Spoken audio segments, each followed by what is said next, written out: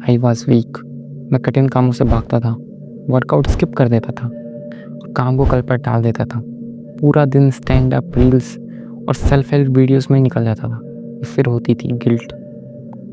पर मुझे रियलाइज़ हुआ कि मैं गलत फाइट लड़ रहा हूँ। ये विल पावर की कमी या मोटिवेशन की कमी नहीं थी। और ये रियलाइजेशन मुझे उस दिन हुआ जिस दिन मेरे मोबाइल का रिचार्ज खत्म हो गया था। उस दिन मैं था और मेरे विचार। उस दिन जब मैं खुद के साथ बैठा तो पता चला कि मन में रैंडम थॉट्स आते जा रहे हैं। ऐसा लग रहा था कि मैं पागल हो चुका हूँ क्योंकि मैं किसी एक डायरेक्शन में सोच ही नहीं पा रहा था। दोस्तों, हमें इस भागती हुई दुनिया की आदत हो चुकी है। हम हमेशा कुछ ना कुछ करने के आदी हो गए। हमारे दिमाग में रोज हजारों विचार आते हैं, लेकिन उनमें से ज्यादातर विचार हमारे गोल से बिल्कुल मेल नहीं खाते। हाँ, ये बात सत्य है कि हम अपने विचारों को नियंत्रित नहीं कर सकते, लेकिन ये भी उतना ही सच है कि हम उन्हें चुन सकते हैं कि ज्यादातर विचार किस दिशा में जाएंगे। उस दिन के बाद मैं रोज कुछ समय खुद के साथ बैठने लगा। जो भी थॉट्स आते हैं मैं उन्हें लिख देता और तब तक लिखता जब तक मेरा दिमाग थोड़ा शांत ना हो जाए। पुराने विचार थोड़े शांत होने लगे, लेकिन नए विचार जो मेरे गोल से मैच नहीं होते थे वो अभी भी आ रहे थे।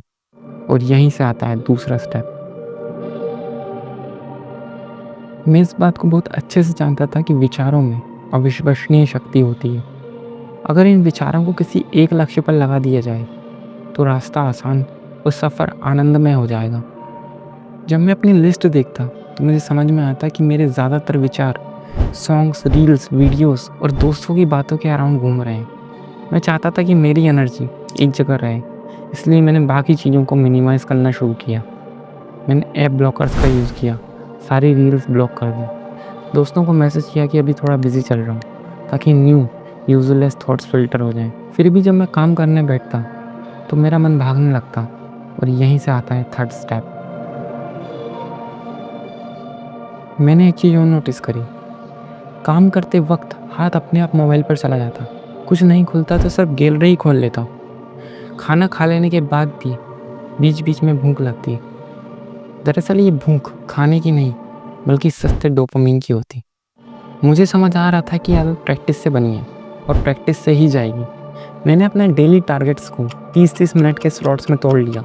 मैं टाइमर लगाता और टाइमर शुरू होने से पहले खुद से बोलता कि अगले 30 मिनट मैं सिर्फ अपने लक्ष्य को दूंगा, चाहे बोरिंग लगे, चाहे मन भागे, लेकिन जब तक टाइमर चल रहा है मैं नहीं उठूंगा।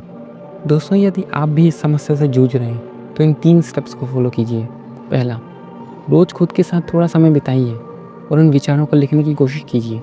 तब तक लिखती है जब तक मन थोड़ा शांत ना हो जाए।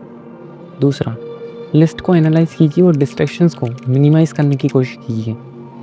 तीसरा, अब 30 मिनट का टाइमर लगाइए और खुद से प्रॉमिस कीजिए कि जब तक ये टाइमर ख़त्म नहीं हो जाता तब तक मैं पूरी तरीके से फोकस्ड रहूँगा, चाहे कुछ भी हो जाए।